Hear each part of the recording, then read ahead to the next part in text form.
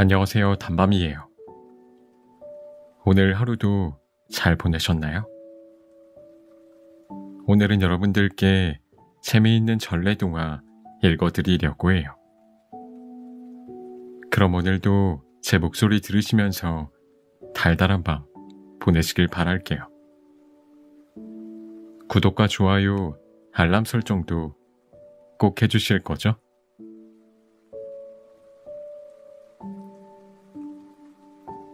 샘꾸러기 돼지.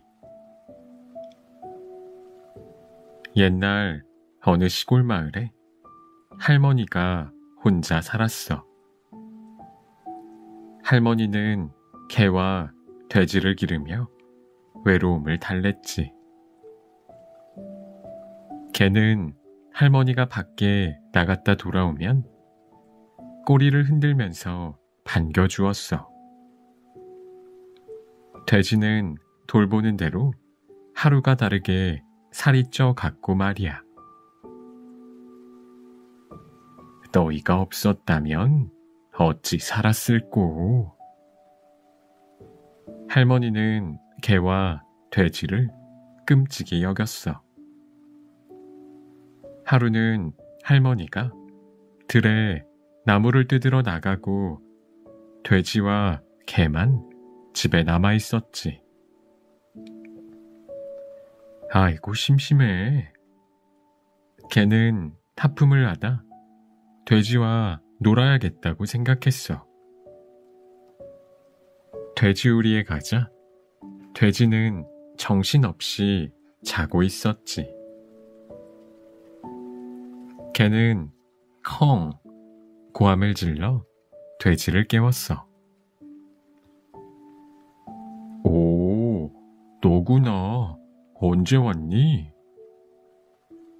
돼지는 늘어져서 누운 채 눈을 껌뻑였어. 이 미련한 돼지야. 손님이 오면 좀 일어나 앉아. 개가 말하자 돼지는 핑 코웃음을 쳤어. 손님이라고? 난 솔직히 네가 밉거든. 그런데 내가 왜 일어나야겠니? 아니, 도대체 뭐가 못마땅한데? 개가 물었어. 그러자 돼지는 씩씩대며 대답했어.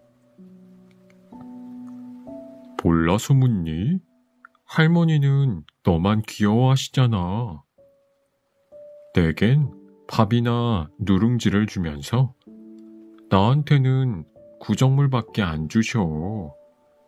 바깥 구경도 못하게 우리 속에만 가둬놓고 말이야.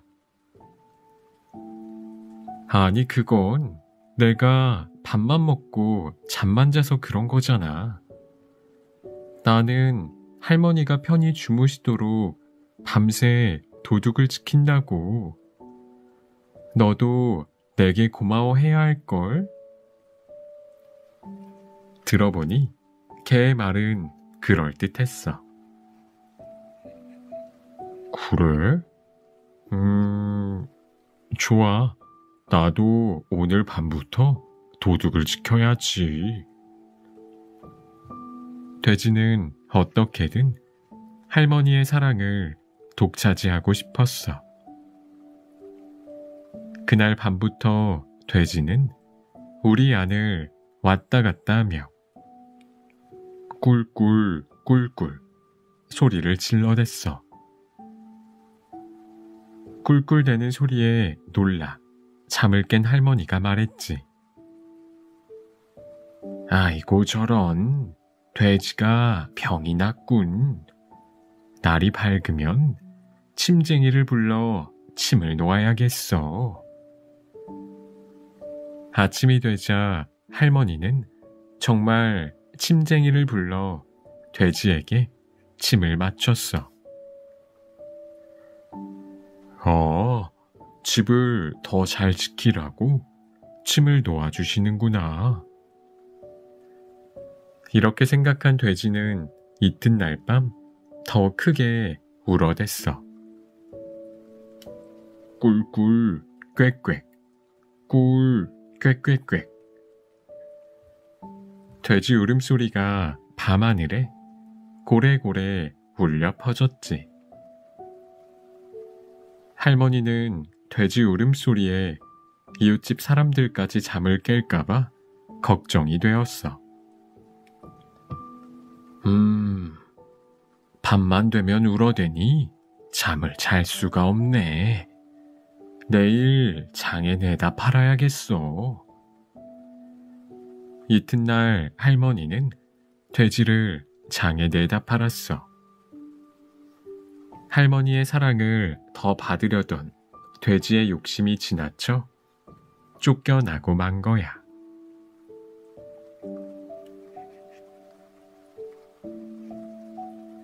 목화값은 누가 물어야 하나? 어느 마을에 목화장수 4사람이 있었어. 4사람은 똑같이 돈을 모아 값이 쌀 때 목화를 많이 사놓곤 했어. 창고 안에 보관해 두었다가 값이 올랐을 때 팔면 이익을 볼 수 있었거든. 목화 창고는 크고 튼튼했지만 문제가 하나 있었어. 창고 안에 쥐가 득실거려서 목화에 오줌을 싸거나 뜯어 먹는 거였지. 국리 끝에 목화장수 넷은 똑같이 돈을 내 고양이 1마리를 기르기로 했어. 고양이 주인을 누구로 하지? 넷이 똑같이 돈을 냈으니 다리 한 짝씩을 맡기로 하지. 다행히 고양이를 기른 뒤 쥐들이 보이지 않았어. 그러던 어느 날이야. 고양이를 본 목화 장수 넷은 눈이 휘둥그레졌어. 고양이가 다리를 다쳐 절뚝거리고 있었거든. 저런, 붕대를 매주어야겠다. 다친 다리 주인은 기름 먹인 붕대를 동염해 주었어. 하루는 고양이가 아궁이 옆에서 몸을 녹이고 있었는데 기름 붕대에 그만 불이 붙고 말았어. 야옹, 야옹. 고양이는 뜨거워 쩔쩔매다 창고 안으로 달아나 대굴대굴 굴렀지. 그 바람에 목화 창고는 순식간에 불길에 휩싸이고 말았어. 불이야, 불이야. 창고에 난 불을 보고 사람들이 모여들었어. 하지만 손 쓸 틈도 없이 목화 더미는 다 타버리고 말았지. 큰 손해를 본 목화 장수 셋은 다친 다리의 주인을 원망하며 말했어. 자네가 맡은 다리 때문에 불이 났으니 목화값은 자네가 물어내게. 그러자 다친 다리를 맡은 목화 장수가 눈을 크게 떴지. 아니, 어째서 내가 목화값을 물어야 하나? 내가 시킨 일도 아닌데. 목화 장수 넷은 옥신각신 말다툼을 했어. 쉽게 해결이 나지 않자 넷은 마을 사또를 찾아갔어. 사또는 이야기를 모두 들은 뒤 천천히 입을 열었어. 목화장수 3사람은 고양이의 다친 다리 주인에게 목화값을 물어주도록 하라. 사또의 판결에 새 목화장수가 발끈하여 소리쳤어. 사또, 우리는 저 친구 때문에 큰 손해를 보았습니다. 그런데 우리더러 목화값을 물어주라고요? 그러자 사또는 엄숙한 목소리로 말했어. 들어보아라. 성한 새 다리가 고양이를 창고로 데려가지 않았다면 불은 안 났을 거 아니냐? 그러니 너희가 값을 물어야지. 사또의 말에 세 명의 목화 장수는 할 말을 잃고 말았단다.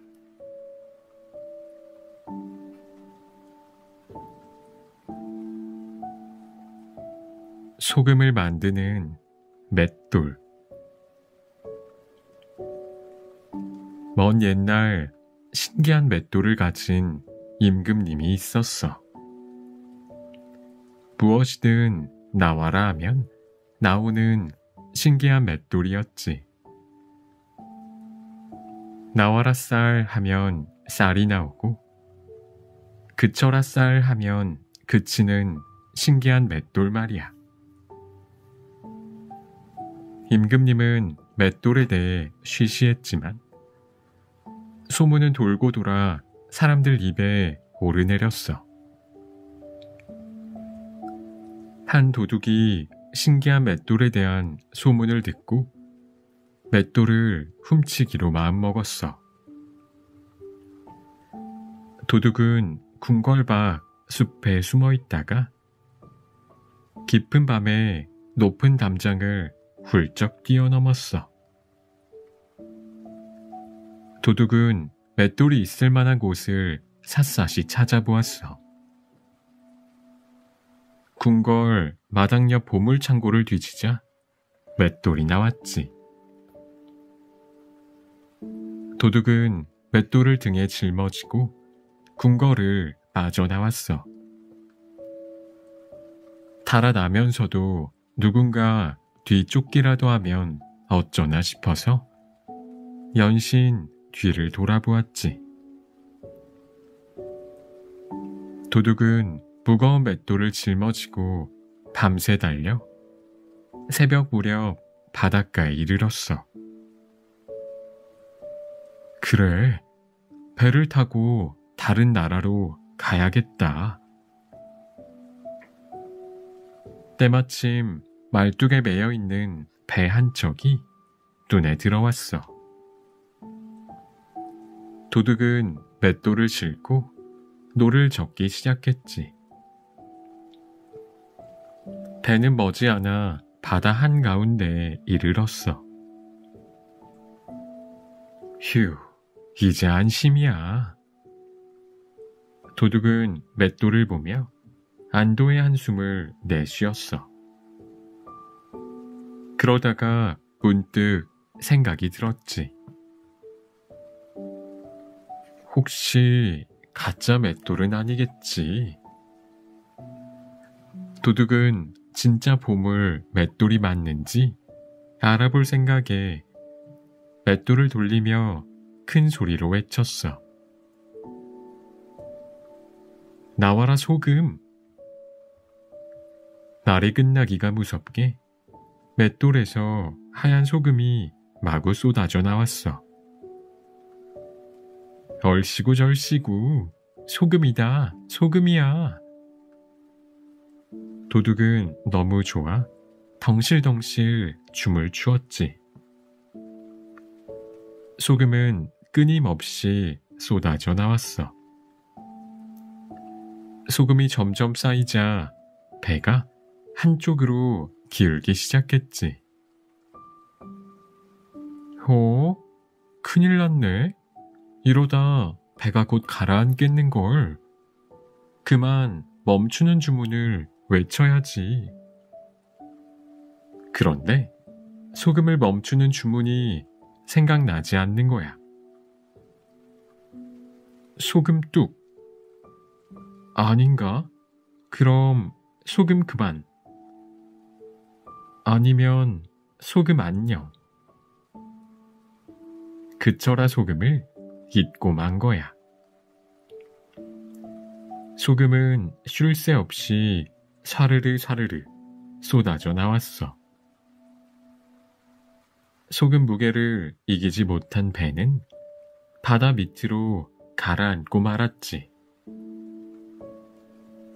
바닷물이 짭조름한 건 그때 가라앉은 신기한 맷돌에서 지금도 계속 소금이 쏟아져 나오기 때문이라나 봐.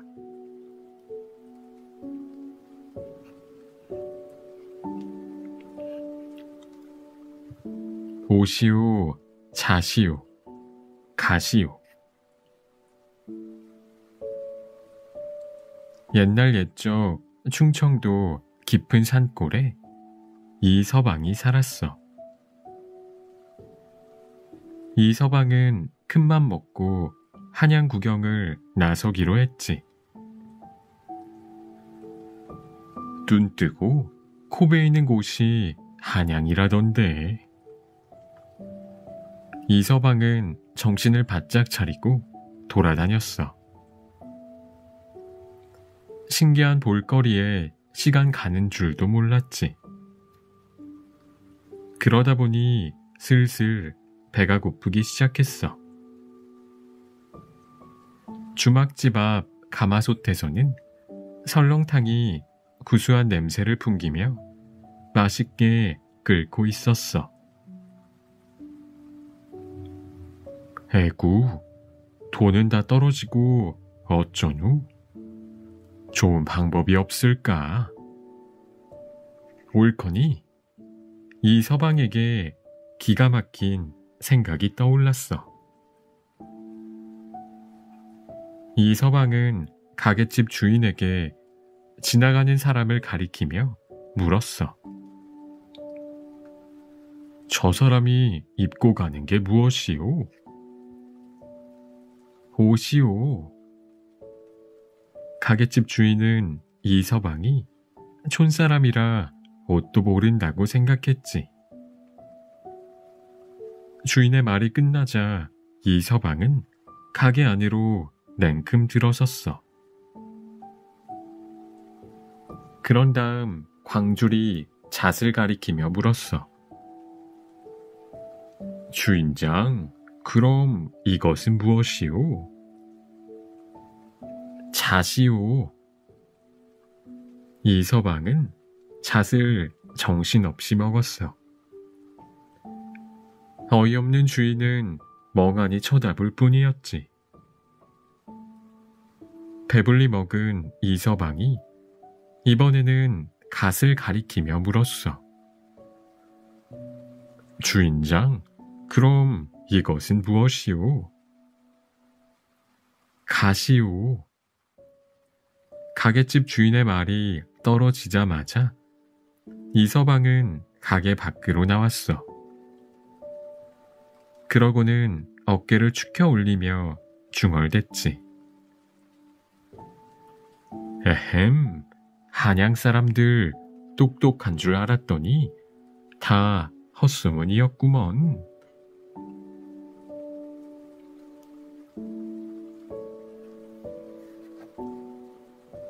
혹부리 영감.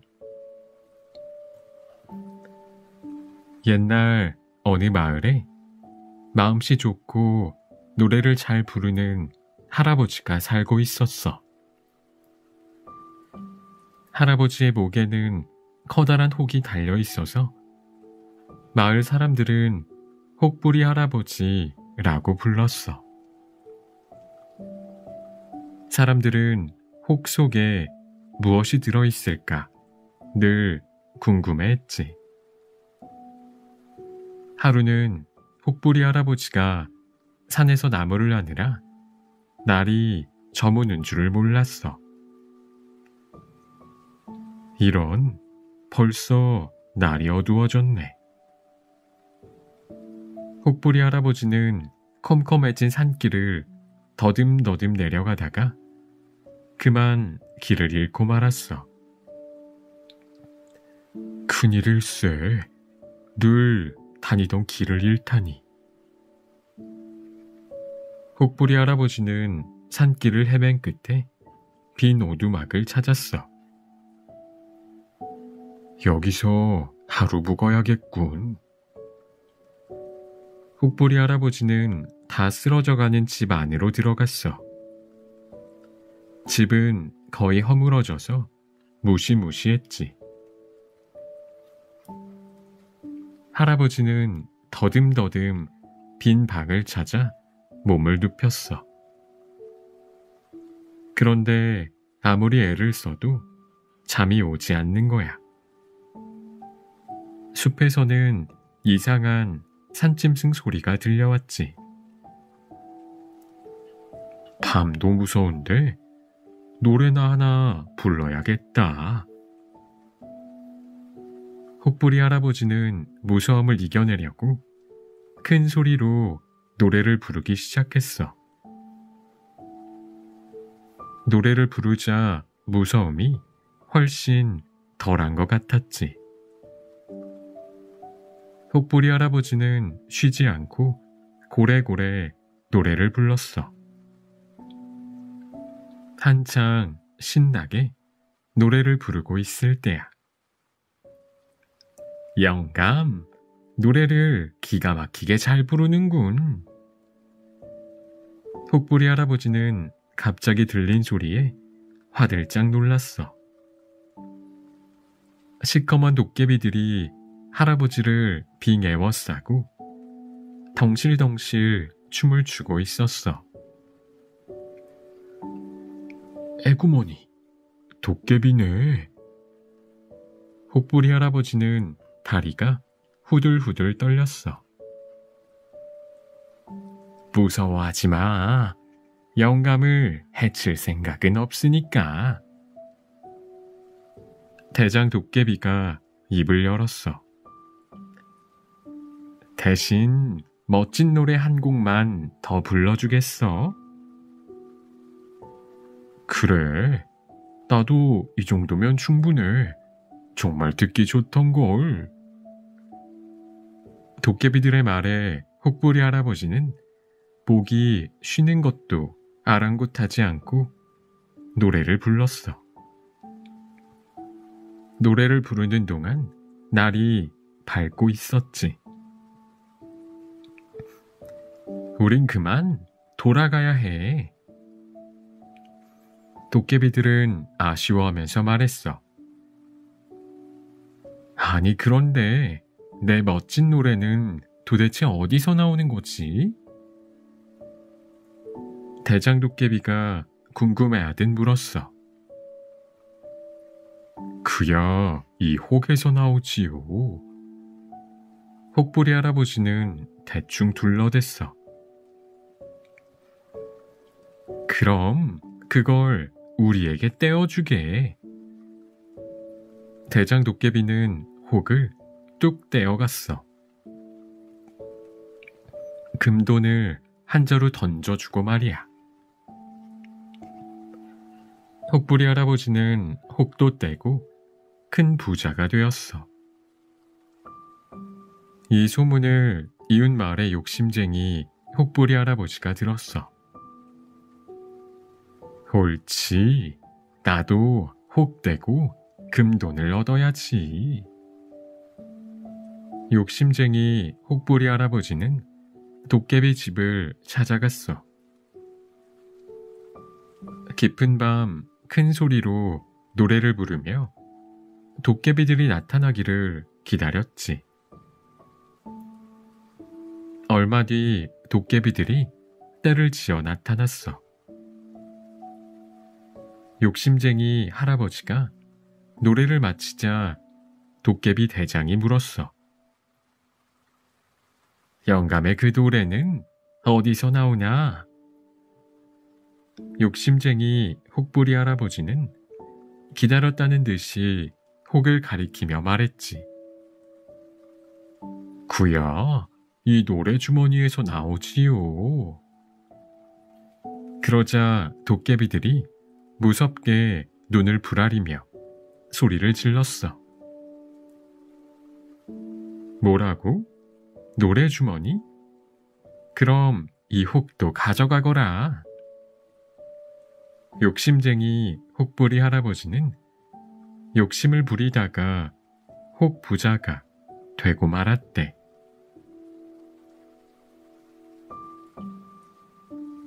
지혜로운 아들.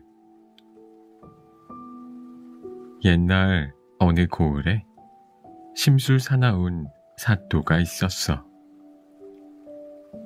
사또는 괜한 트집을 잡아 사람들을 괴롭히고 옥에 가두거나 곤장 치는 일을 예사로 했지. 무엇이든 마음 내키는 대로 하면서 이방들과 나졸들을 골탕 먹이기 일쑤였어. 어느 날 사또가 이방을 불렀어.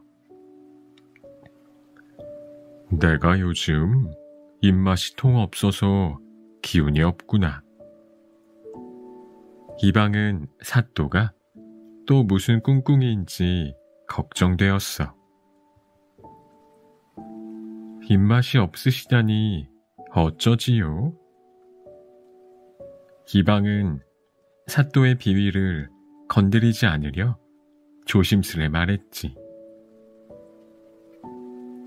산딸기를 먹으면 입맛이 돌아올 것 같은데 이방이 산딸기를 구해오너라. 산딸기라고요? 산딸기를 구해오라는 말에 이방은 눈앞이 캄캄했어. 한겨울에 산딸기를 구할 방법이 있어야 말이지. 집으로 돌아온 이방은 머리를 싸매고 자리에 누웠어. 산딸기를 못 구하면 어떤 벌이 내려질지 모르거든. 아이고, 이 한겨울에 어디 가서 산딸기를 구한단 말인가? 이방은 한숨을 푹푹 내쉬었지. 걱정이 하도 깊어 잠도 이루지 못했어. 그러자 보다 못한 아들이 물었어. 아버지, 무슨 걱정이라도 있으십니까? 제게 말씀해 보세요. 아니 글쎄, 사또께서 산딸기를 구해오라고 하시는구나. 이 한겨울의 말이다. 잠시 생각에 잠긴 아들이 입을 열었어. 아버지, 걱정 마세요. 제가 잘 해결해 드릴게요. 이튿날 아침 아들은 사또를 찾아갔어.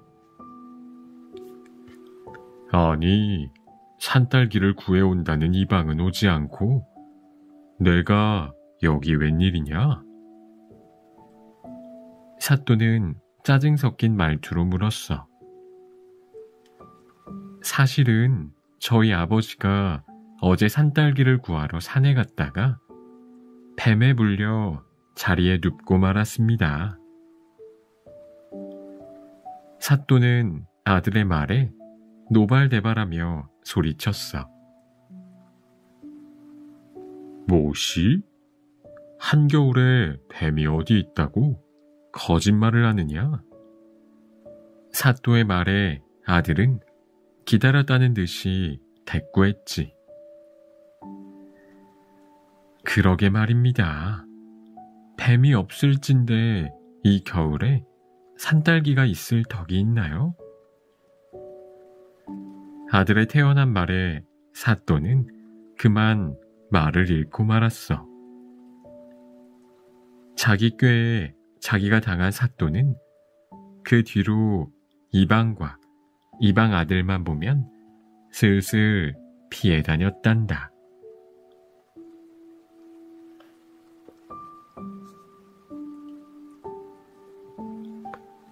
꽁지 닷발, 주둥이 닷발.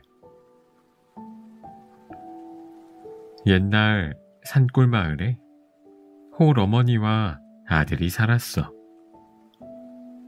살림은 넉넉하지 않았지만 오순도순 행복했지. 하루는 아들이 산에 가서 땔감을 해왔는데 집에 어머니가 안 계시는 거야. 우리 어머니 못 보셨나요?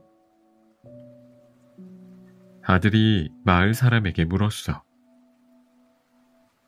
아이고, 꽁지 닷발, 주둥이 닷발 되는 새가 와서 내 어미를 채 가고 말았단다. 아들은 어머니를 찾아 길을 떠났어. 한참을 가자 너른 논에서 농부가 모를 심고 있었어. 혹시 꽁지 닷발, 주둥이 닷발 되는 새를 보았소? 이 논에 모를 다 심어주면 알려주지. 모를 다 심자 농부가 볏짚을 태운 재를 주며 말했어. 꽁지 닷발, 주둥이 닷발 새는 고개 너머로 날아갔다네. 아들은 부지런히 고개를 넘었어. 산비탈 고추밭에서 한 사람이 김을 메고 있었지. 아들은 고추밭을 메주고 고춧가루를 받았어. 꽁지 닷발 주둥이 닷발 새는 구름 아래 큰 산 너머로 날아갔다오. 큰 산을 넘자 까치 한 마리가 둥지를 들고 있었어. 까치님, 꽁지 닷발, 주둥이 닷발, 새를 보았소? 벌레 한 소쿠리를 잡아주면 가르쳐 드리지요. 아들은 벌레를 잡아주고 삭정이 한 단을 받았어. 그 새는 바위산 너머로 날아갔답니다. 바위산을 넘자 다람쥐 한 마리가 있었어. 아들은 상소리를 주워주고 독고마리를 한 줌 받았지. 그 새는 가시넝쿨 산 너머로 날아갔어요. 한참을 가자 산속에 커다란 바위 동굴이 보였어. 동굴로 들어가자 어머니가 쇠창살에 갇혀 있었지. 이분은 그 못된 새들이 죽어야만 열린단다. 국리 끝에 아들은 방 안에 재를, 마당에 고춧가루를 뿌려놓았어. 그러고는 부엌에 독고마리를 흩뿌리고 부엌 아궁이에 삭정이를 넣어두었지. 드디어 꽁지 닷발, 주둥이 닷발 새들이 동굴로 돌아왔어. 새들은 방으로 들어가 벌렁 누웠어. 그런데 재가 풀풀 일어 있을 수가 있어야지. 새들이 마당으로 나오자 이번에는 고춧가루가 날렸어. 안 되겠다. 부엌에서 자야지. 하지만 부엌 바닥에는 독고마리가 있어 너무 불편했어. 마침내 새들은 큰 가마솥에 들어가 잠을 청했어. 아들은 이때를 기다려 가마솥 뚜껑에 무거운 바위를 얹고 아궁이에 불을 지폈지. 처음에는 따뜻해하던 새들은 뜨거워서 몸부림을 치다가 결국 죽고 말았어. 새들이 죽고 나자 어머니가 갇혀있던 쇠창살이 스르르 열렸어. 그 뒤로 효성스러운 아들은 어머니와 함께 오래오래 잘 살았다고 해.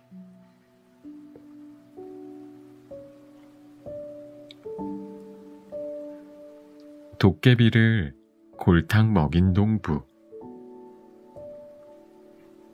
옛날 옛적에 부지런하고 꽤 많은 농부가 살았어.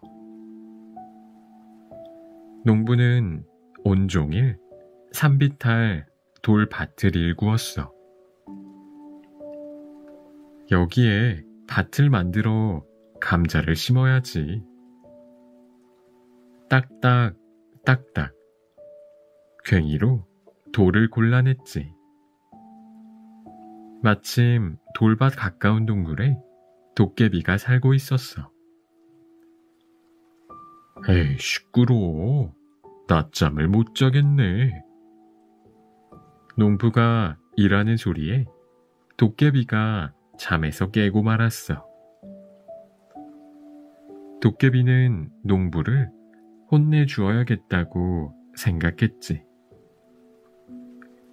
하지만 도깨비의 속셈을 알 리 없는 농부는 잠시도 쉬지 않고 괭이질을 했어.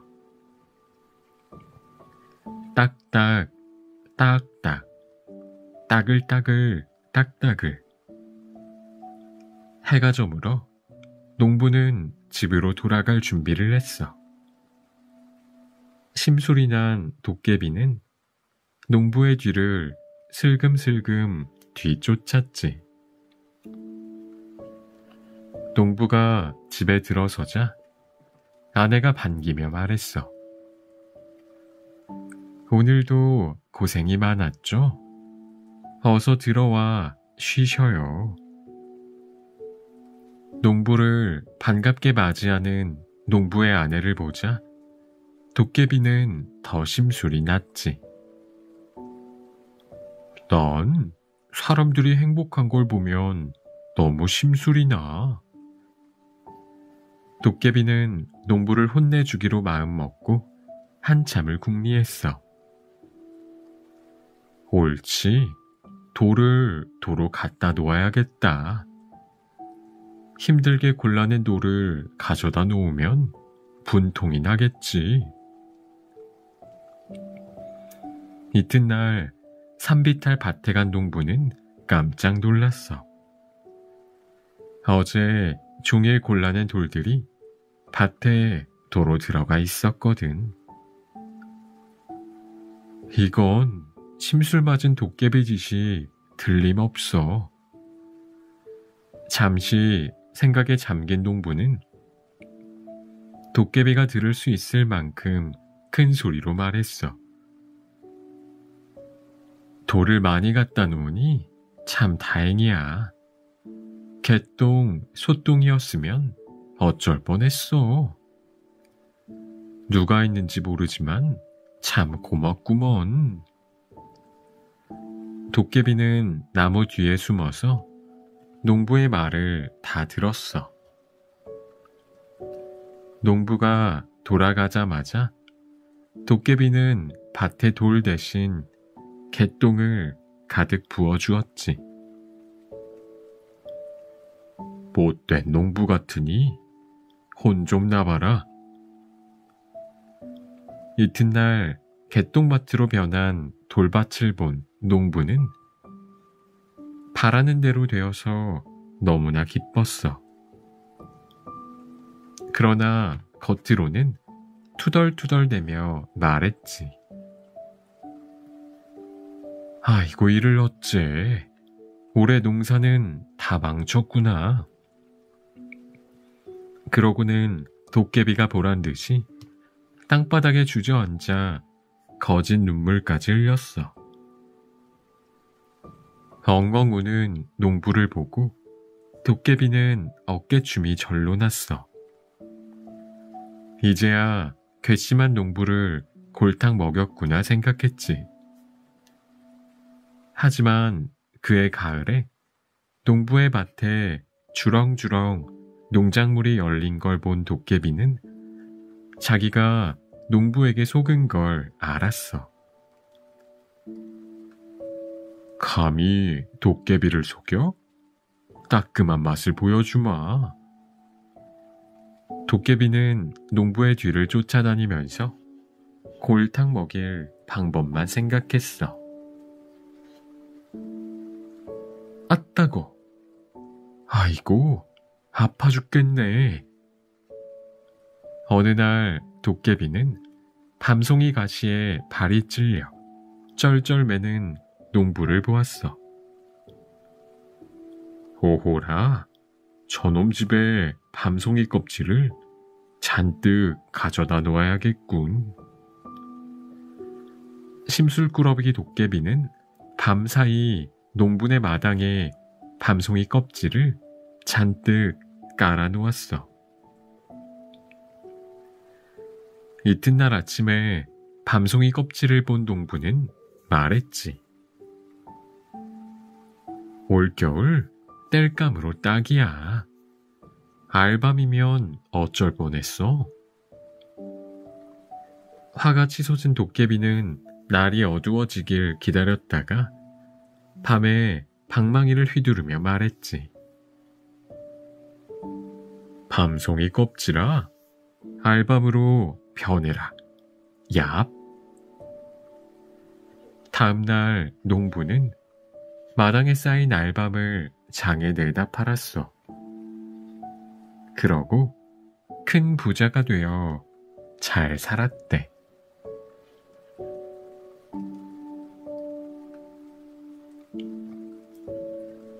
연호랑과 새우녀. 신라 때 동해기슭에 연호랑과 새우녀가 살았어. 남편인 연호랑은 고기를 잘 잡는 어부였고 아내인 새우녀는 비단을 잘 짰어. 부부는 마음이 곱고 정답게 잘 지내서 마을 사람들의 부러움을 샀지. 하루는 연호랑이 고기잡이를 나갔을 때야. 바닷가 바위 위에서 낚시를 하려는데 먹구름이 몰려오면서 날씨가 험해졌어. 그러고는 잠시 뒤 바위가 움직이더니 바다 위를 둥둥 떠가기 시작했어. 연호랑은 바위 위에 주저앉아 흐느껴 울었어. 그때 하늘에서 천둥 같은 목소리가 들려왔어.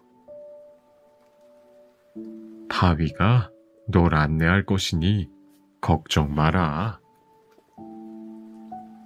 연호랑은 바위 위에서 깜빡 잠이 들었다가 눈을 떴어. 밤이 지나고 동쪽 하늘이 밝아오고 있었지. 아, 육지다. 못이 보였지만 살던 곳이 아닌 낯선 곳이었어. 밤사이 바위는 동쪽으로 떠내려간 거였어. 비록 살던 곳은 아니지만 목숨은 부지해야겠지. 연호랑은 그나마 다행으로 생각했어. 바위는 얼마 뒤 못에 닿았어. 낯선 말을 하는 사람들이 바닷가로 몰려와 있었어. 사람들은 바위를 타고 여기로 내려온 연호랑을 정성껏 대접했어. 그곳은 지금의 일본인 대화국이었어. 하늘이 보내준 사람이 틀림없어. 그곳 사람들은 연호랑을 하늘에서 내린 귀한 사람으로 여겨 대화국의 임금님으로 살았어. 연호랑은 대화국을 평화롭게 다스리며 사람들에게 존경을 받았지. 하지만 마음 한구석에는 늘 새우녀에 대한 그리움이 남아 있었어. 아, 새우녀는 어떻게 지내고 있을까? 한편 새우녀는 남편을 찾아 바닷가를 헤매고 다녔어. 여보, 연호랑. 아무리 애타게 불러도 연호랑을 찾을 수 없었어. 새우녀는 남편이 바다에 빠져 죽은 줄 알고 바위에 엎드려 울다가 정신을 잃었어. 이튿날 아침 정신을 차린 새우녀는 깜짝 놀랐어. 바위에 실려서 대화구까지 내려온 거야. 새우녀가 못해 닿자 사람들이 몰려왔어. 하늘에서 새 임금님의 짝을 보내주셨어. 사람들은 새우녀를 왕비로 삼게 했어. 연호랑과 새우녀는 꿈 같은 일에 어쩔 줄 몰랐어. 머나먼 이곳에서 다시 부부로 만나다니. 연호랑과 새우녀는 하루하루를 정답고 행복하게 지냈어. 그런데 이상하게도 연호랑과 새우녀가 떠난 뒤로 신라 땅에는 해와 달이 뜨지 않았어. 임금님은 신하를 불러 까닭을 물었지. 신라에 있던 해와 달의 종기가 동쪽 나라로 가버렸기 때문입니다. 신하는 연호랑과 새우녀를 데려와야 한다고 말했어. 임금님은 신하를 시켜 당장 그 둘을 데려오라고 했지. 이 소식을 들은 연호랑과 새우녀는 근심에 빠졌어. 하늘의 뜻이니 우리는 돌아갈 수 없습니다. 대신 이것을 가지고 가서 하늘에 제사를 지내세요. 연호랑은 신하에게 새우녀가 짠 비단 한 피를 들려서 보냈어. 신하가 신라로 돌아와 제사를 지내자 연호랑의 말처럼 다시 해와 달이 떠올라서 빛났다고 해.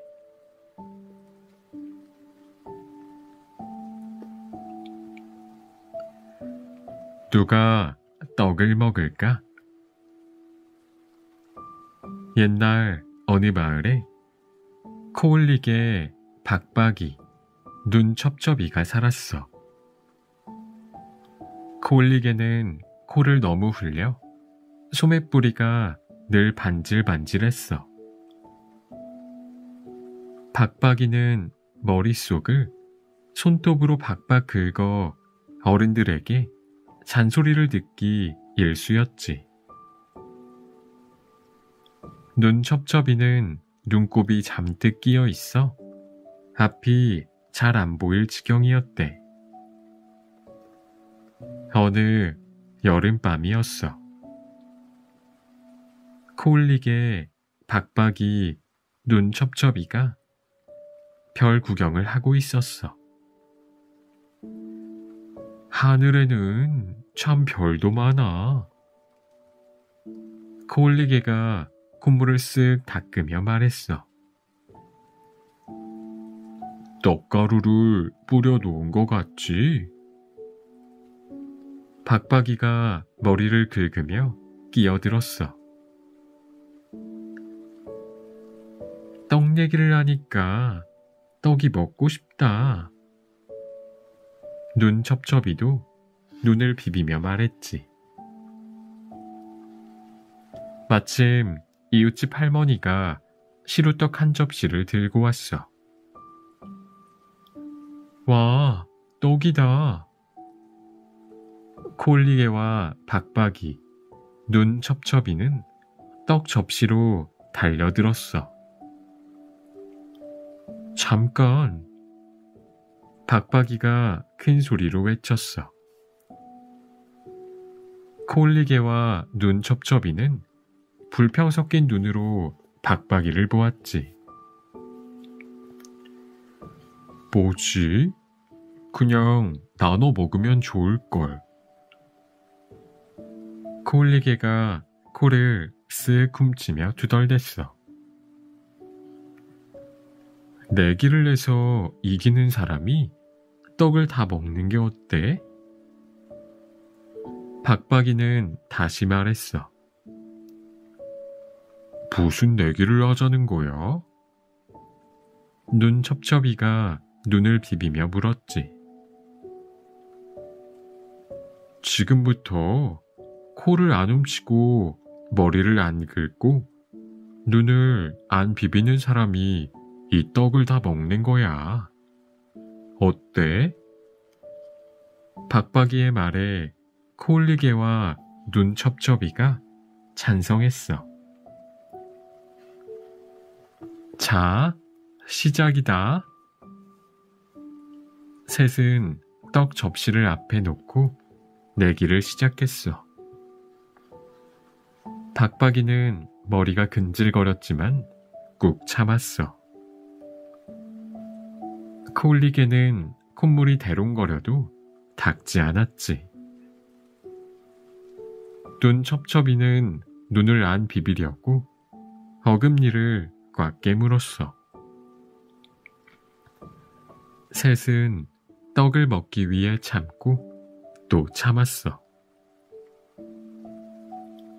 시간이 흐르자 박박이는 머리가 가려워 죽을 것 같았어. 그래서 한 가지 꾀를 생각해냈지. 며칠 전에 산에 갔다가 큰 사슴을 보았는데 글쎄 뿔이 여기도 돋고 저기도 돋고. 박박이는 말을 하며 가려운 데를 슬쩍슬쩍 긁었어. 내가 그 사슴을 보았다면 이렇게 활을 쏘았을 텐데. 콜리게는 활 쏘는 신용을 하면서 소매로 코를 쓱 닦았지.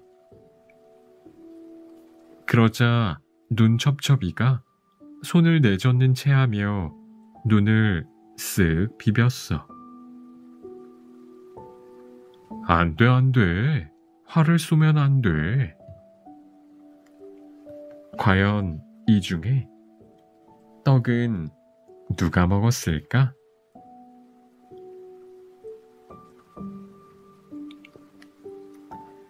재미네, 골. 중국 길림성에 조선 사람들이 사는 마을이 있었어. 마을 사람들은 서로 도우며 정답게 살았지. 평화로운 마을 이야기가 용궁 나라에까지 소문이 났어. 용왕은 땅 위에 정말로 그런 마을이 있는지 궁금해서 신하를 불러 말했어. 마을 사람 한 명을 제물로 잡아오너라. 신하는 마을에 들어서자마자 우두머리인 불악장에게 사연을 이야기했어. 나는 못해서 오래 버티기 어려우니 어서 갑시다. 신하는 용궁 샘물을 마시며 재촉했어. 가는 길에 목수를 만났어. 용궁 신하와 불악장의 말을 들은 목수가 말했어. 목수 일이야 다른 사람이 해도 되니 제가 가겠습니다. 아무나 상관없으니 어서 갑시다. 승강이를 하며 가던 길에 이번에는 대장장이를 만났지. 이야기를 들은 대장장이가 말했어. 대장간 일은 아들이 있으니 제가 가겠습니다. 불악장과 목수, 대장장이가 서로 자기가 가겠다고 말씨름을 하는데 이번에는 토기 장인이 다가왔어. 그릇은 모자라도 되니 제가 갚지요. 시간이 없어요. 이러다 내가 땅 귀신이 되겠소. 마음 급한 신하가 재촉하며 말했어. 한참 길을 가다가 농부를 만났어. 농사야 누가 지어도 되니 제가 가겠습니다. 곧이어 안악내와 마을 처녀가 나섰지. 안악은 아이를 낳아 대를 이어야 하잖소. 처녀가 없으면 잔살림은 누가 하겠소? 마을 사람들은 서로 자기가 가야 한다며 실랑이를 벌였어. 시간이 없소. 아무나 데려갈 수밖에 없군. 신하는 처녀를 데리고 가기로 했어. 용왕은 신하가 데려온 처녀를 보고 놀라서 말했어. 아니 하필 시집도 안 간 처녀를 데려오다니. 마을에 사람이 그리도 없더냐? 신하는 마을에서 있었던 이야기를 용왕에게 모두 이야기했어. 그랬구나. 그 마을 사람들이 정답고 재미있게 사는 까닭을 알겠다. 용왕은 마을 사람들의 두터운 정에 감동하여 처녀에게 금은보화를 안겨 마을로 돌려보냈지. 그 뒤로도 마을에는 웃음꽃이 끊이지 않았고 사람들은 정답고 즐겁게 사는 그 마을을 재미의 꼴이라고 불렀대.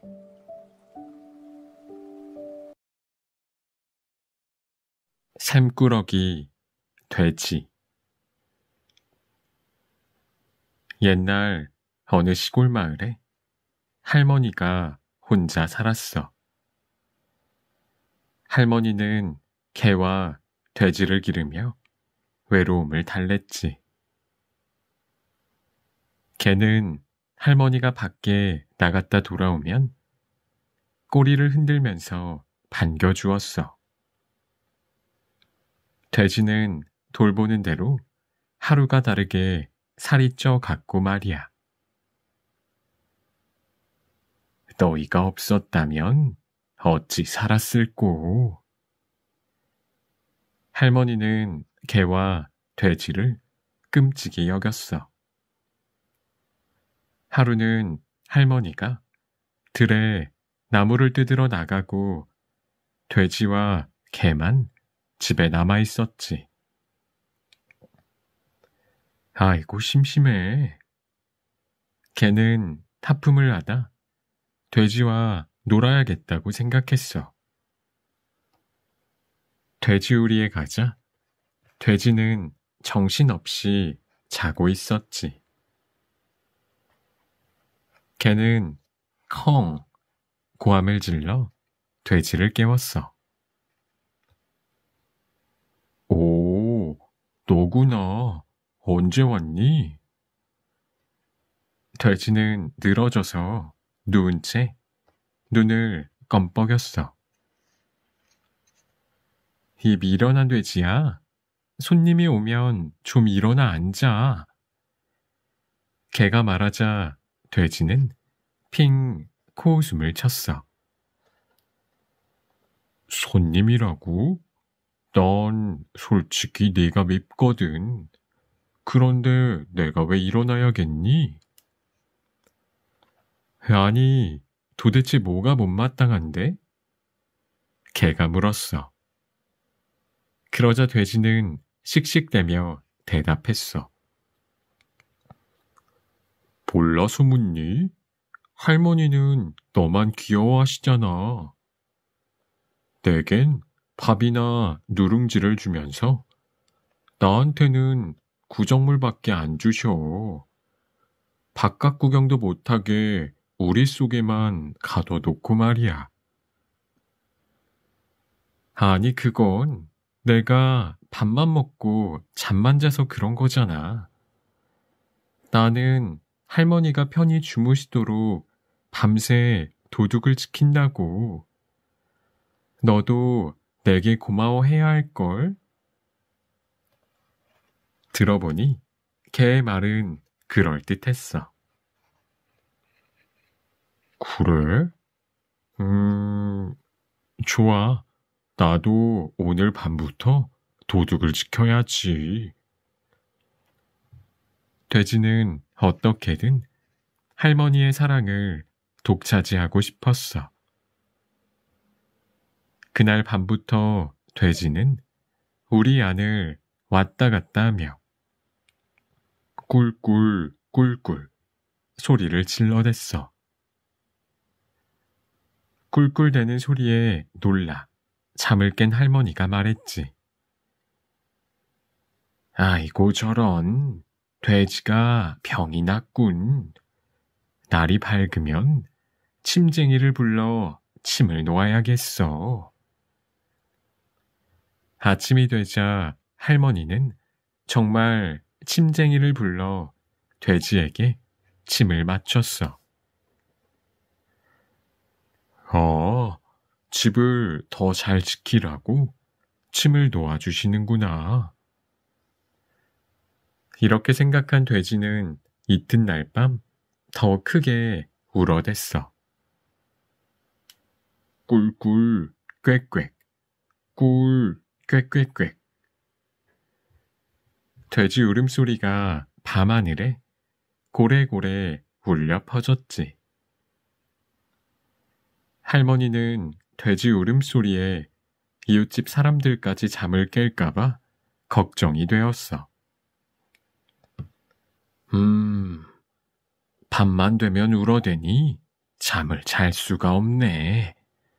내일 장에 내다 팔아야겠어. 이튿날 할머니는 돼지를 장에 내다 팔았어. 할머니의 사랑을 더 받으려던 돼지의 욕심이 지나쳐 쫓겨나고 만 거야.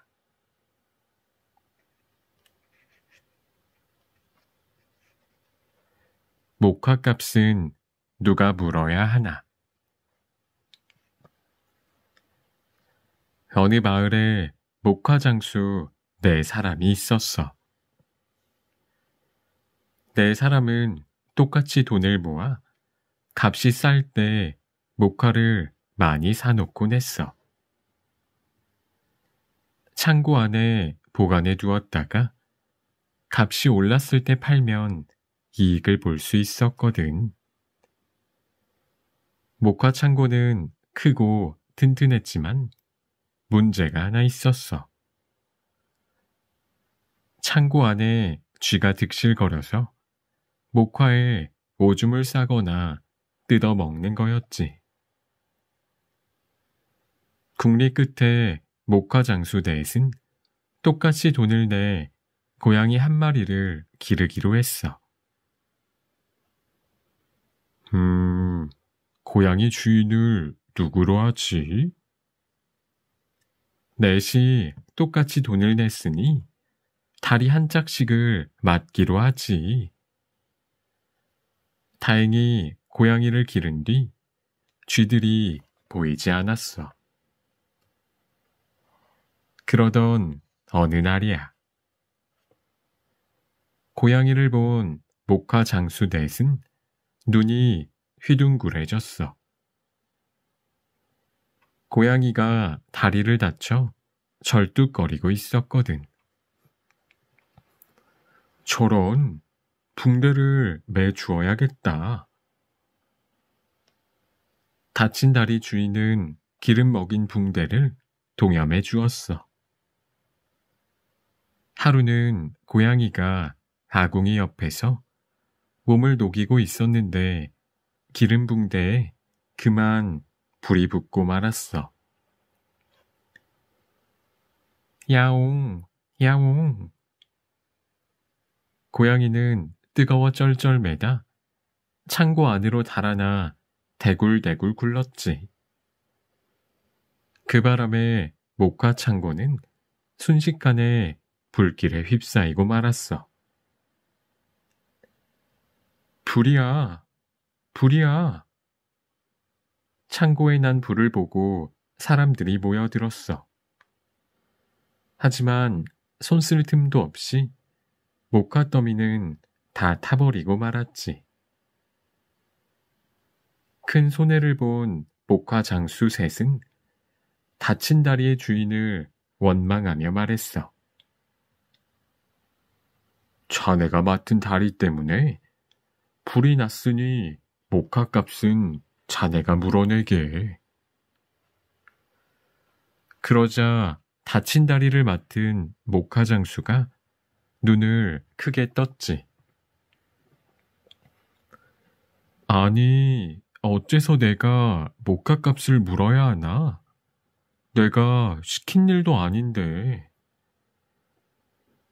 목화 장수 넷은 옥신각신 말다툼을 했어.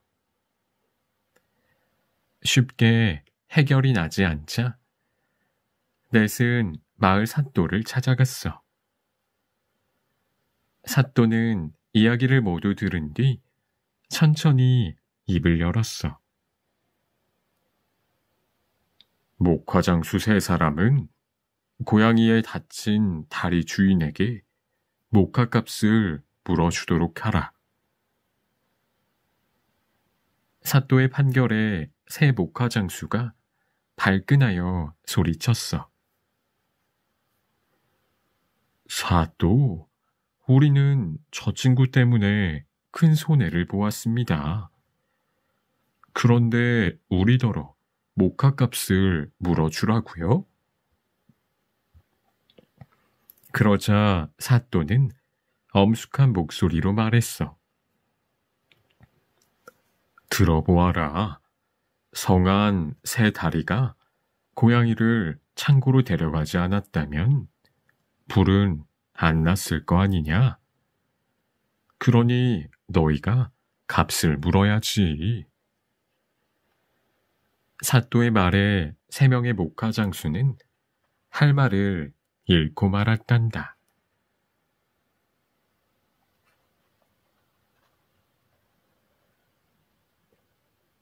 소금을 만드는 맷돌. 먼 옛날 신기한 맷돌을 가진 임금님이 있었어. 무엇이든 나와라 하면 나오는 신기한 맷돌이었지. 나와라 쌀 하면 쌀이 나오고 그쳐라 쌀 하면 그치는 신기한 맷돌 말이야. 임금님은 맷돌에 대해 쉬쉬했지만 소문은 돌고 돌아 사람들 입에 오르내렸어. 한 도둑이 신기한 맷돌에 대한 소문을 듣고 맷돌을 훔치기로 마음먹었어. 도둑은 궁궐 밖 숲에 숨어 있다가 깊은 밤에 높은 담장을 훌쩍 뛰어넘었어. 도둑은 맷돌이 있을 만한 곳을 샅샅이 찾아보았어. 궁궐 마당 옆 보물창고를 뒤지자 맷돌이 나왔지. 도둑은 맷돌을 등에 짊어지고 궁궐을 빠져나왔어. 달아나면서도 누군가 뒤쫓기라도 하면 어쩌나 싶어서 연신 뒤를 돌아보았지. 도둑은 무거운 맷돌을 짊어지고 밤새 달려 새벽 무렵 바닷가에 이르렀어. 그래, 배를 타고 다른 나라로 가야겠다. 때마침 말뚝에 매여 있는 배 한 척이 눈에 들어왔어. 도둑은 맷돌을 싣고 노를 젓기 시작했지. 배는 머지않아 바다 한가운데에 이르렀어. 휴, 이제 안심이야. 도둑은 맷돌을 보며 안도의 한숨을 내쉬었어. 그러다가 문득 생각이 들었지. 혹시 가짜 맷돌은 아니겠지? 도둑은 진짜 보물 맷돌이 맞는지 알아볼 생각에 맷돌을 돌리며 큰 소리로 외쳤어. 나와라 소금! 날이 끝나기가 무섭게 맷돌에서 하얀 소금이 마구 쏟아져 나왔어. 얼씨구 절씨구, 소금이다, 소금이야. 도둑은 너무 좋아 덩실덩실 춤을 추었지. 소금은 끊임없이 쏟아져 나왔어.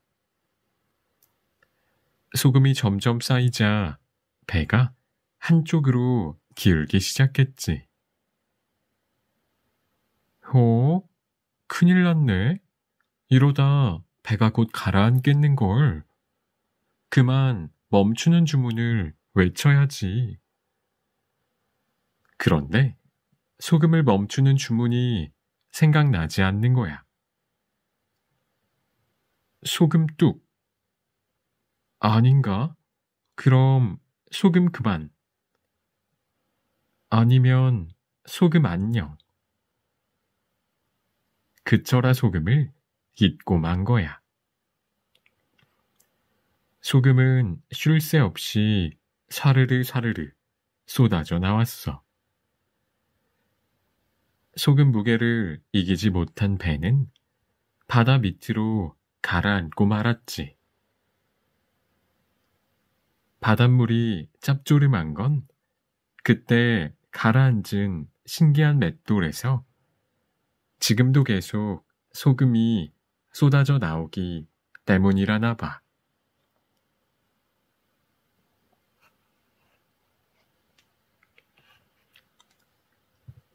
오시오, 자시오, 가시오.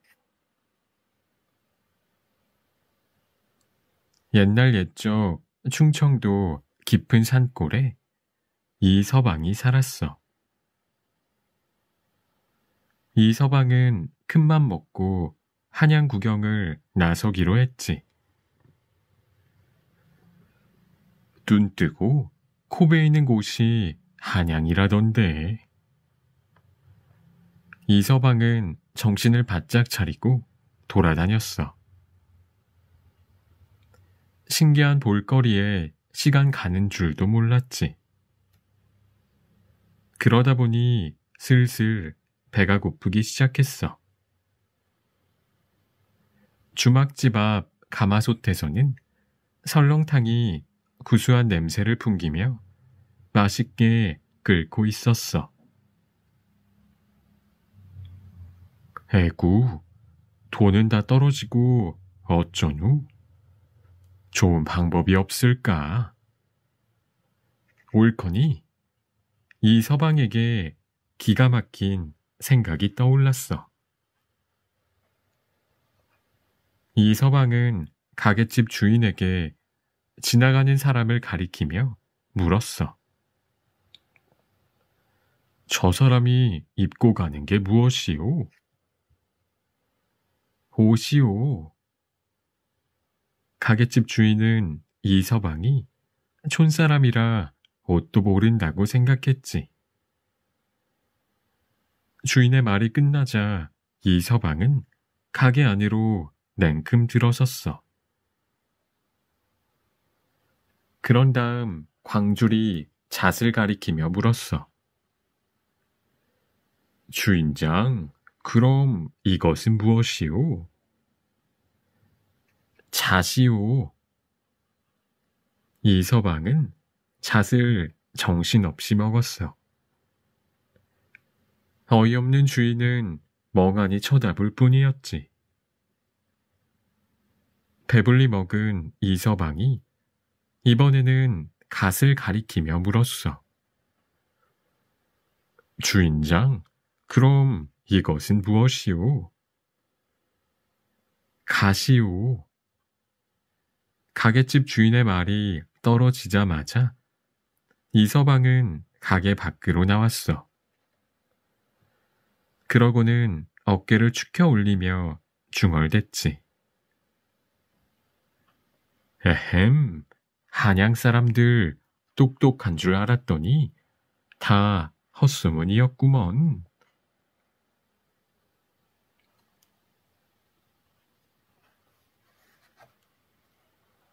혹부리 영감.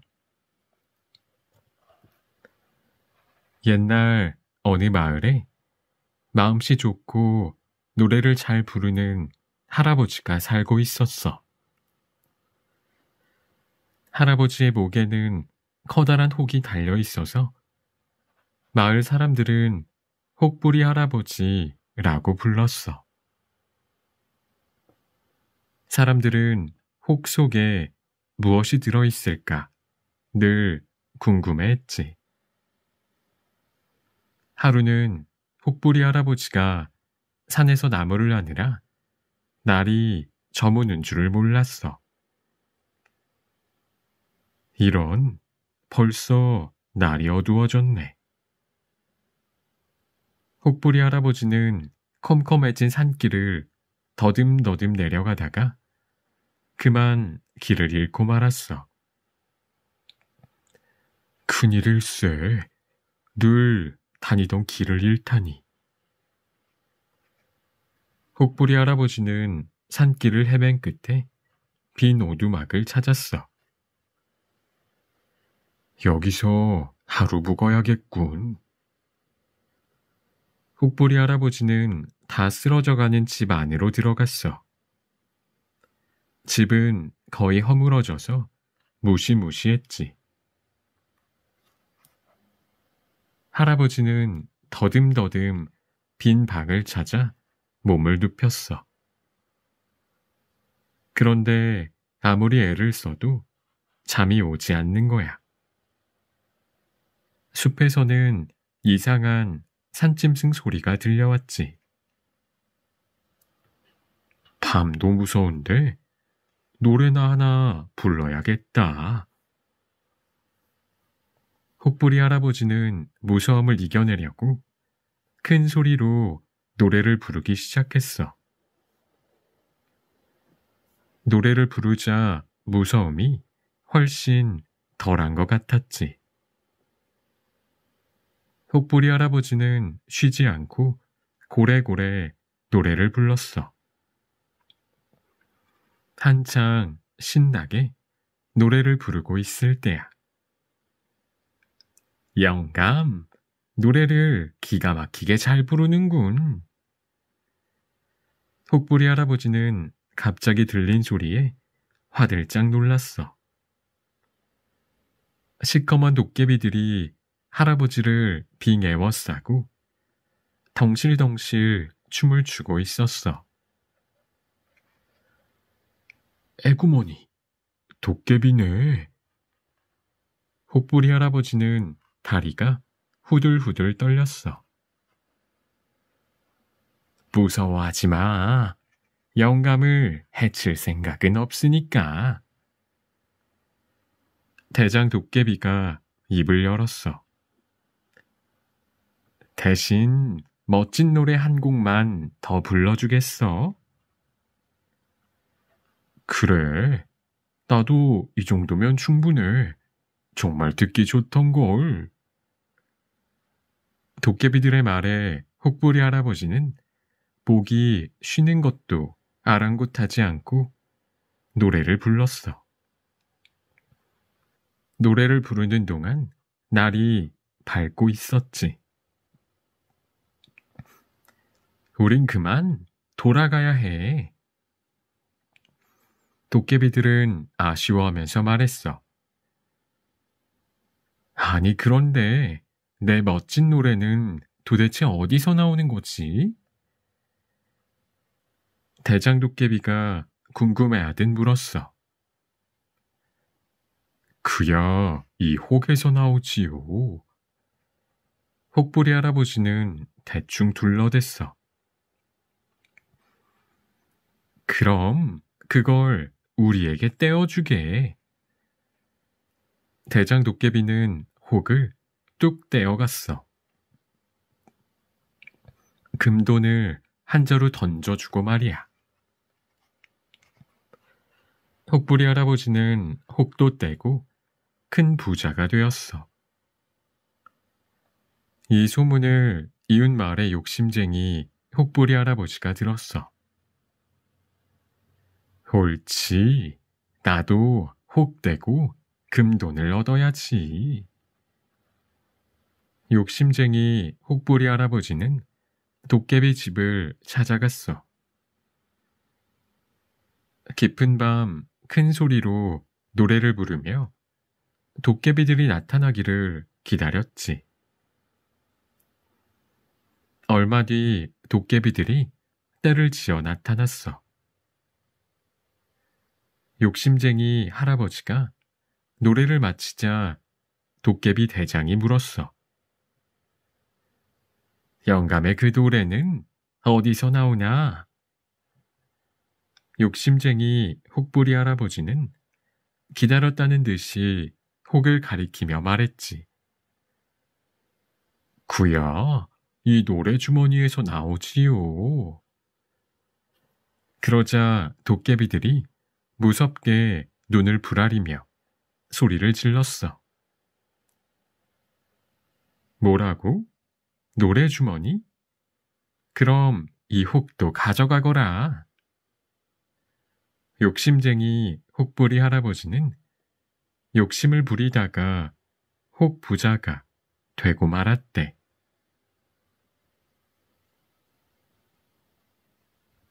지혜로운 아들.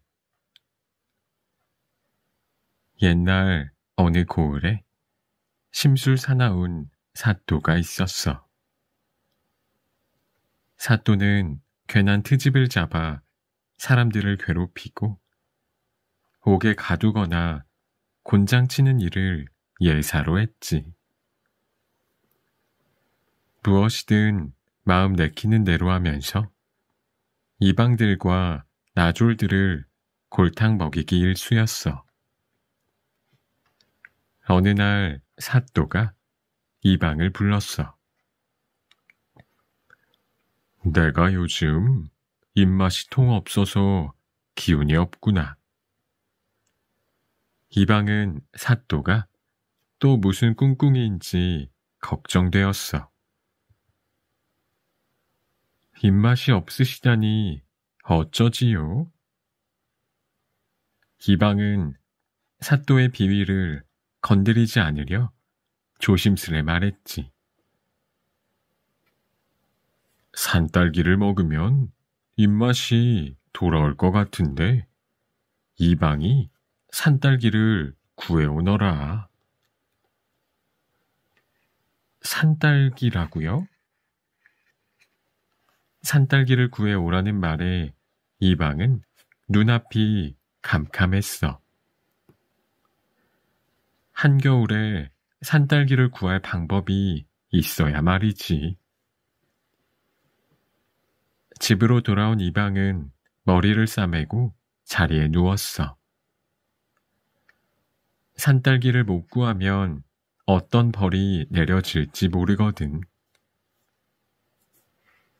아이고, 이 한겨울에 어디 가서 산딸기를 구한단 말인가? 이방은 한숨을 푹푹 내쉬었지. 걱정이 하도 깊어 잠도 이루지 못했어. 그러자 보다 못한 아들이 물었어. 아버지, 무슨 걱정이라도 있으십니까? 제게 말씀해 보세요. 아니, 글쎄, 사또께서 산딸기를 구해오라고 하시는구나. 이 한겨울의 말이다. 잠시 생각에 잠긴 아들이 입을 열었어. 아버지, 걱정 마세요. 제가 잘 해결해 드릴게요. 이튿날 아침 아들은 사또를 찾아갔어. 아니, 산딸기를 구해온다는 이방은 오지 않고 내가 여기 웬일이냐? 사또는 짜증 섞인 말투로 물었어. 사실은 저희 아버지가 어제 산딸기를 구하러 산에 갔다가 뱀에 물려 자리에 눕고 말았습니다. 사또는 아들의 말에 노발대발하며 소리쳤어. 뭐시? 한겨울에 뱀이 어디 있다고? 거짓말을 하느냐? 사또의 말에 아들은 기다렸다는 듯이 대꾸했지. 그러게 말입니다. 뱀이 없을진데 이 겨울에 산딸기가 있을 덕이 있나요? 아들의 태연한 말에 사또는 그만 말을 잃고 말았어. 자기 꾀에 자기가 당한 사또는 그 뒤로 이방과 이방 아들만 보면 슬슬 피해 다녔단다.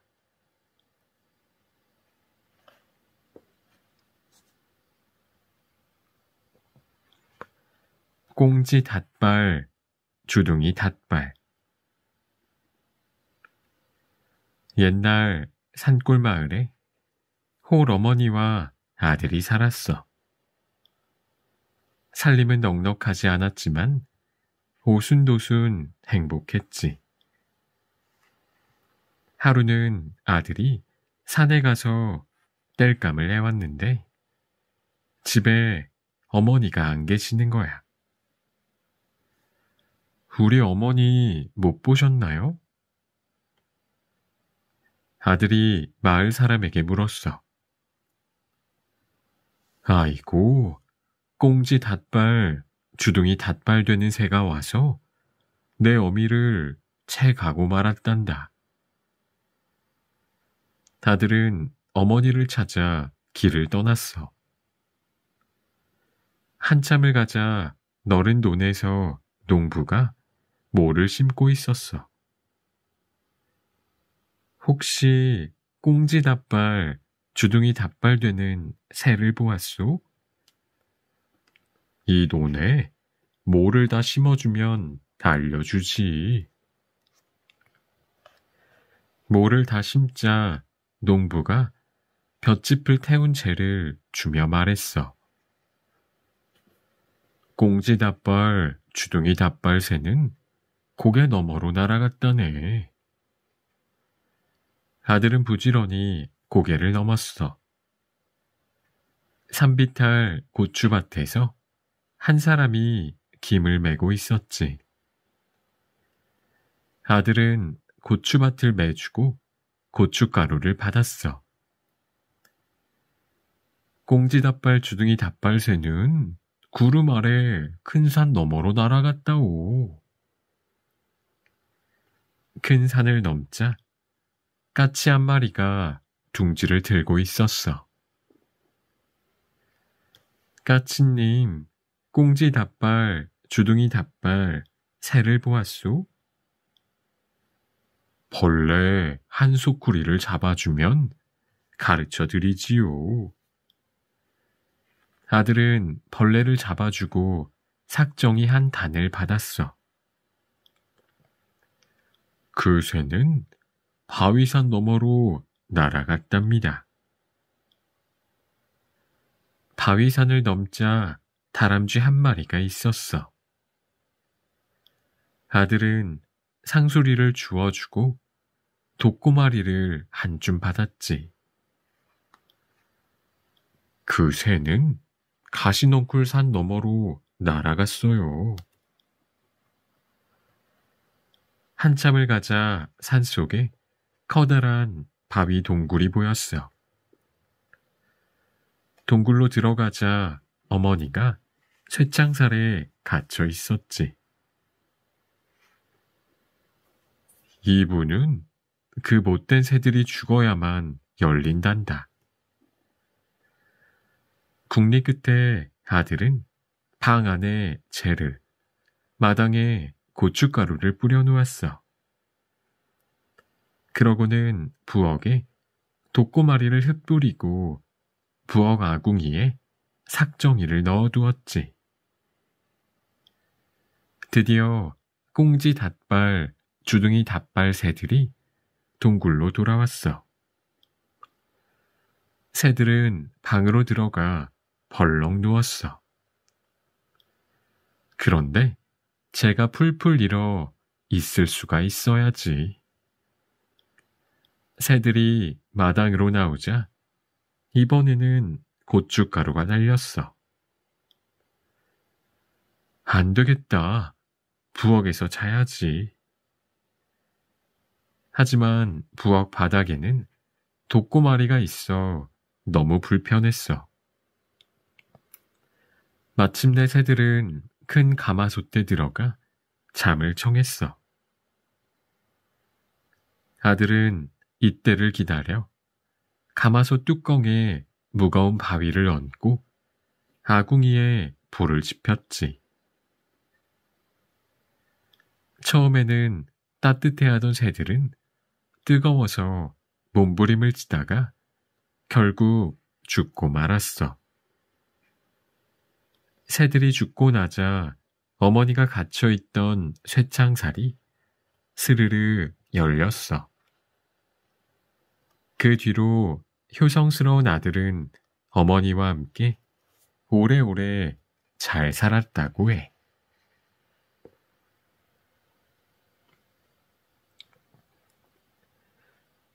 도깨비를 골탕 먹인 농부. 옛날 옛적에 부지런하고 꽤 많은 농부가 살았어. 농부는 온종일 산비탈 돌밭을 일구었어. 여기에 밭을 만들어 감자를 심어야지. 딱딱 딱딱 괭이로 돌을 골라냈지. 마침 돌밭 가까운 동굴에 도깨비가 살고 있었어. 에이, 시끄러워. 낮잠을 못 자겠네. 농부가 일하는 소리에 도깨비가 잠에서 깨고 말았어. 도깨비는 농부를 혼내주어야겠다고 생각했지. 하지만 도깨비의 속셈을 알 리 없는 농부는 잠시도 쉬지 않고 괭이질을 했어. 딱딱, 딱딱, 따글따글, 딱따글. 해가 저물어 농부는 집으로 돌아갈 준비를 했어. 심술이 난 도깨비는 농부의 뒤를 슬금슬금 뒤쫓았지. 농부가 집에 들어서자 아내가 반기며 말했어. 오늘도 고생이 많았죠? 어서 들어와 쉬셔요. 농부를 반갑게 맞이하는 농부의 아내를 보자 도깨비는 더 심술이 났지. 난 사람들이 행복한 걸 보면 너무 심술이 나. 도깨비는 농부를 혼내주기로 마음먹고 한참을 궁리했어. 옳지. 돌을 도로 갖다 놓아야겠다. 힘들게 골라낸 돌을 가져다 놓으면 분통이 나겠지. 이튿날 산비탈 밭에 간 농부는 깜짝 놀랐어. 어제 종일 골라낸 돌들이 밭에 도로 들어가 있었거든. 이건 심술 맞은 도깨비 짓이 틀림없어. 잠시 생각에 잠긴 농부는 도깨비가 들을 수 있을 만큼 큰 소리로 말했어. 돌을 많이 갖다 놓으니 참 다행이야. 개똥, 소똥이었으면 어쩔 뻔했어. 누가 있는지 모르지만 참 고맙구먼. 도깨비는 나무 뒤에 숨어서 농부의 말을 다 들었어. 농부가 돌아가자마자 도깨비는 밭에 돌 대신 개똥을 가득 부어주었지. 못된 농부 같으니 혼 좀 나봐라. 이튿날 개똥밭으로 변한 돌밭을 본 농부는 바라는 대로 되어서 너무나 기뻤어. 그러나 겉으로는 투덜투덜대며 말했지. 아이고 이를 어째. 올해 농사는 다 망쳤구나.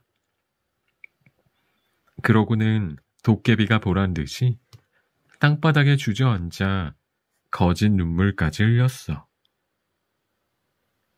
엉엉 우는 농부를 보고 도깨비는 어깨춤이 절로 났어. 이제야 괘씸한 농부를 골탕 먹였구나 생각했지. 하지만 그해 가을에 농부의 밭에 주렁주렁 농작물이 열린 걸 본 도깨비는 자기가 농부에게 속은 걸 알았어. 감히 도깨비를 속여? 따끔한 맛을 보여주마. 도깨비는 농부의 뒤를 쫓아다니면서 골탕 먹일 방법만 생각했어. 아따고. 아이고, 아파 죽겠네.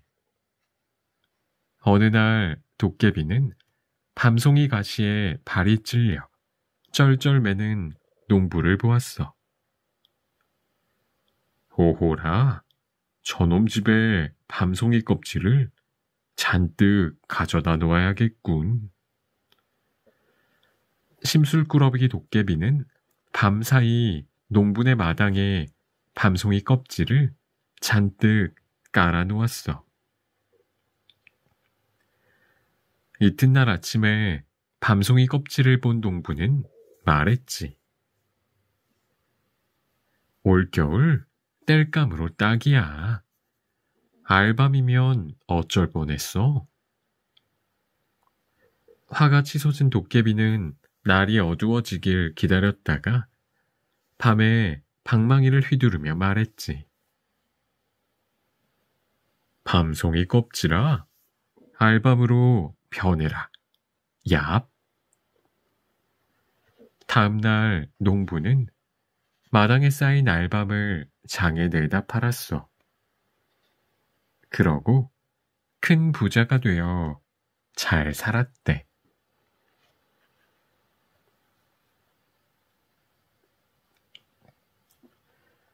연호랑과 새우녀. 신라 때 동해기슭에 연호랑과 새우녀가 살았어. 남편인 연호랑은 고기를 잘 잡는 어부였고 아내인 새우녀는 비단을 잘 짰어. 부부는 마음이 곱고 정답게 잘 지내서 마을 사람들의 부러움을 샀지. 하루는 연호랑이 고기잡이를 나갔을 때야. 바닷가 바위 위에서 낚시를 하려는데 먹구름이 몰려오면서 날씨가 험해졌어. 그러고는 잠시 뒤 바위가 움직이더니 바다 위를 둥둥 떠가기 시작했어. 연호랑은 바위 위에 주저앉아 흐느껴 울었어. 그때 하늘에서 천둥 같은 목소리가 들려왔어. 바위가 널 안내할 것이니 걱정 마라. 연호랑은 바위 위에서 깜빡 잠이 들었다가 눈을 떴어. 밤이 지나고 동쪽 하늘이 밝아오고 있었지. 아, 육지다. 못이 보였지만 살던 곳이 아닌 낯선 곳이었어. 밤사이 바위는 동쪽으로 떠내려간 거였어. 비록 살던 곳은 아니지만 목숨은 부지해야겠지. 연호랑은 그나마 다행으로 생각했어. 바위는 얼마 뒤 못에 닿았어. 낯선 말을 하는 사람들이 바닷가로 몰려와 있었어. 사람들은 바위를 타고 여기로 내려온 연호랑을 정성껏 대접했어. 그곳은 지금의 일본인 대화국이었어. 하늘이 보내준 사람이 틀림없어. 그곳 사람들은 연호랑을 하늘에서 내린 귀한 사람으로 여겨 대화국의 임금님으로 살았어. 연호랑은 대화국을 평화롭게 다스리며 사람들에게 존경을 받았지. 하지만 마음 한구석에는 늘 새우녀에 대한 그리움이 남아 있었어. 아, 새우녀는 어떻게 지내고 있을까? 한편 새우녀는 남편을 찾아 바닷가를 헤매고 다녔어. 여보, 연호랑. 아무리 애타게 불러도 연호랑을 찾을 수 없었어. 새우녀는 남편이 바다에 빠져 죽은 줄 알고 바위에 엎드려 울다가 정신을 잃었어. 이튿날 아침 정신을 차린 새우녀는 깜짝 놀랐어. 바위에 실려서 대화국까지 내려온 거야. 새우녀가 못에 닿자 사람들이 몰려왔어. 하늘에서 새 임금님의 짝을 보내주셨어. 사람들은 새우녀를 왕비로 삼게 했어. 연호랑과 새우녀는 꿈 같은 일에 어쩔 줄 몰랐어. 머나먼 이곳에서 다시 부부로 만나다니. 연호랑과 새우녀는 하루하루를 정답고 행복하게 지냈어. 그런데 이상하게도 연호랑과 새우녀가 떠난 뒤로 신라 땅에는 해와 달이 뜨지 않았어. 임금님은 신하를 불러 까닭을 물었지. 신라에 있던 해와 달의 종기가 동쪽 나라로 가버렸기 때문입니다. 신하는 연호랑과 새우녀를 데려와야 한다고 말했어. 임금님은 신하를 시켜 당장 그 둘을 데려오라고 했지. 이 소식을 들은 연호랑과 새우녀는 근심에 빠졌어. 하늘의 뜻이니 우리는 돌아갈 수 없습니다. 대신 이것을 가지고 가서 하늘에 제사를 지내세요. 연호랑은 신하에게 새우녀가 짠 비단 한 피를 들려서 보냈어. 신하가 신라로 돌아와 제사를 지내자 여노랑의 말처럼 다시 해와 달이 떠올라서 빛났다고 해.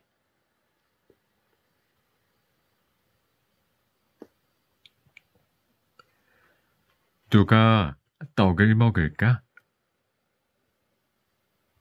옛날 어느 마을에 코올리게 박박이, 눈첩첩이가 살았어. 코올리게는 코를 너무 흘려 소매뿌리가 늘 반질반질했어. 박박이는 머릿속을 손톱으로 박박 긁어 어른들에게 잔소리를 듣기 일쑤였지. 눈첩첩이는 눈곱이 잠뜩 끼어 있어 앞이 잘 안 보일 지경이었대. 어느 여름밤이었어. 코올리게 박박이 눈첩첩이가 별 구경을 하고 있었어. 하늘에는 참 별도 많아. 코올리게가 콧물을 쓱 닦으며 말했어. 떡가루를 뿌려 놓은 것 같지? 박박이가 머리를 긁으며 끼어들었어. 떡 얘기를 하니까 떡이 먹고 싶다. 눈첩첩이도 눈을 비비며 말했지. 마침 이웃집 할머니가 시루떡 한 접시를 들고 왔어. 와, 떡이다. 콜리게와 박박이, 눈첩첩이는 떡 접시로 달려들었어. 잠깐. 박박이가 큰 소리로 외쳤어.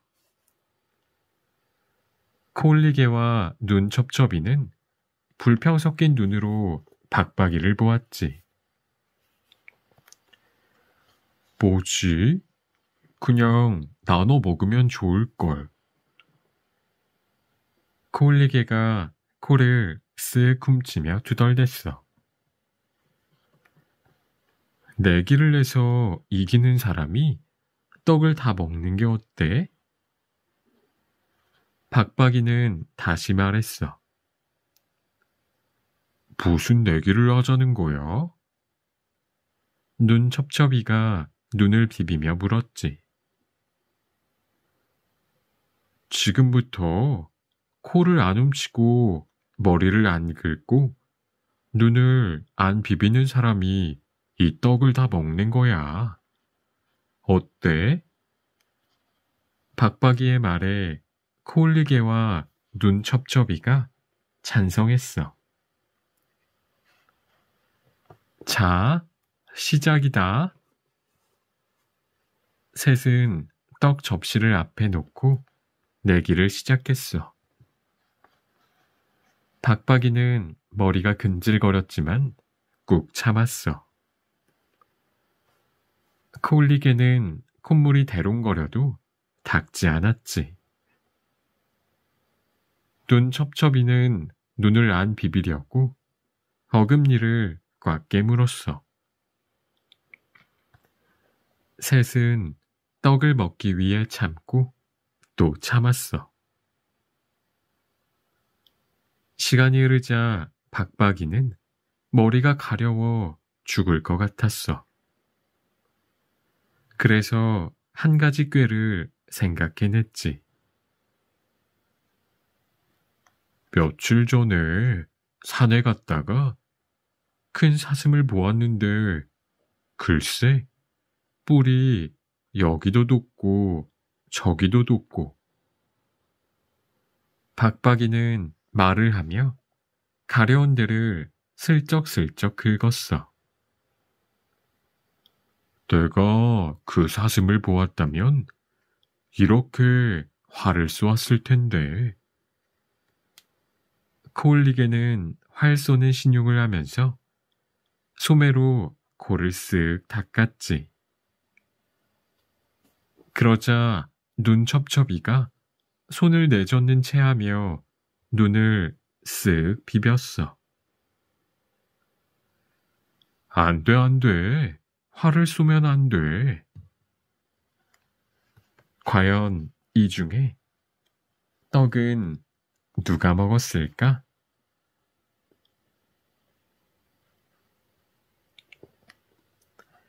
재미네, 골.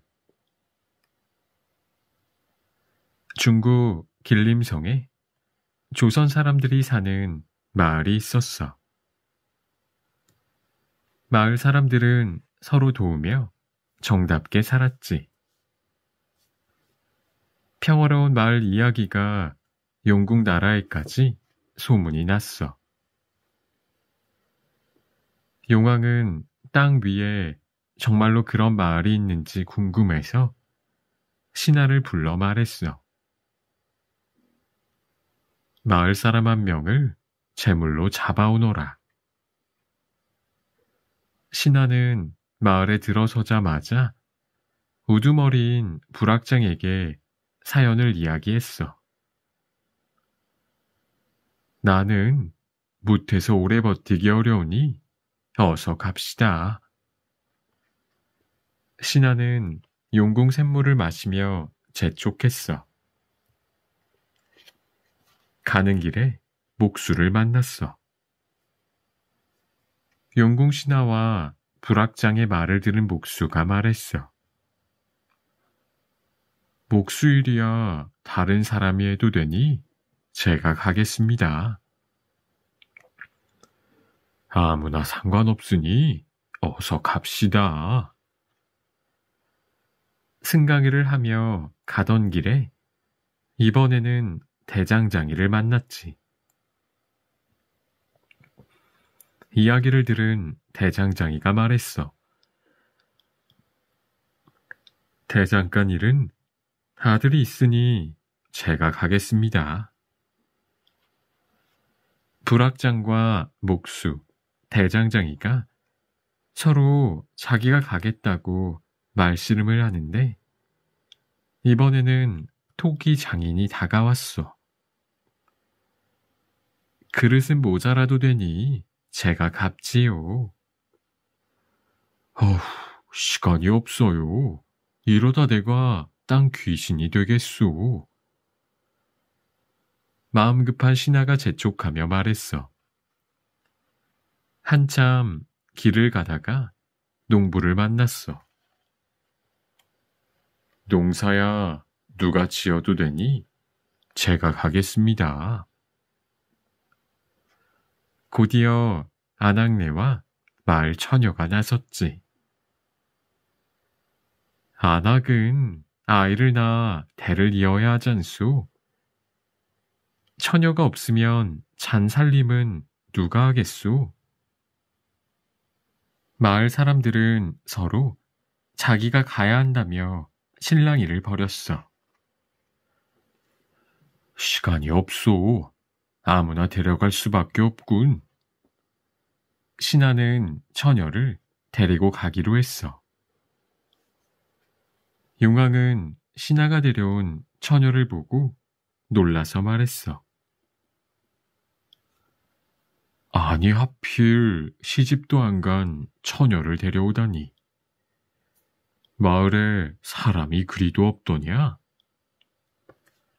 신하는 마을에서 있었던 이야기를 용왕에게 모두 이야기했어. 그랬구나. 그 마을 사람들이 정답고 재미있게 사는 까닭을 알겠다. 용왕은 마을 사람들의 두터운 정에 감동하여 처녀에게 금은보화를 안겨 마을로 돌려보냈지. 그 뒤로도 마을에는 웃음꽃이 끊이지 않았고 사람들은 정답고 즐겁게 사는 그 마을을 재미네 꼴이라고 불렀대.